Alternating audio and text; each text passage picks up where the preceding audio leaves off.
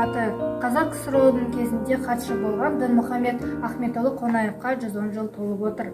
Аса көрнекті мемлекет және қоғам қайраткері, 3 мәрте социалистік еңбек ері, Қазақ КСР-ның ғылым академиясының академигі, техника ғылымдарының докторы.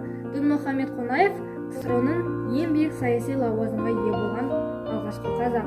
Ол КСР-ның ішкі және сыртқы саясатын басқарған. Алдарыңызда көріп отырғандай, Дінмұхамед Қонаевтың «Ақиқаттан аттауға болмайды» кітабы 1992 жылы өтті дәурен осылай деп аталған. Оқырмандардың сұрауынсы бойынша «Ақиқаттан аттауға болмайды» деп өзгертілген.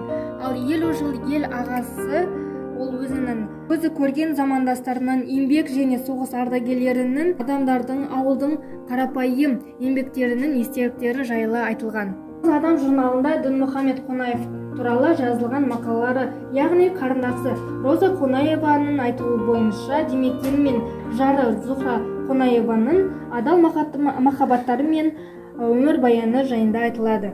Замандастары Жиенбаев, Нұрния Грей қызы, орынша Қарабалина Қазыбаева Дінмұхамед Қонаева туралы өзінің пікірлерін, өзінің естеліктерін есіне алып мақала жазады.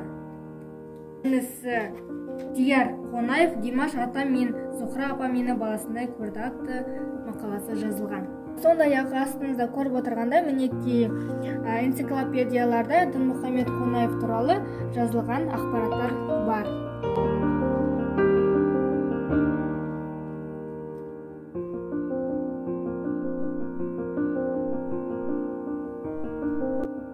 Мәдени мұра журналында Дінмұхамед Қонаевтың бір ғасыр болған мерей жасына орай ақпараттар енгізілген.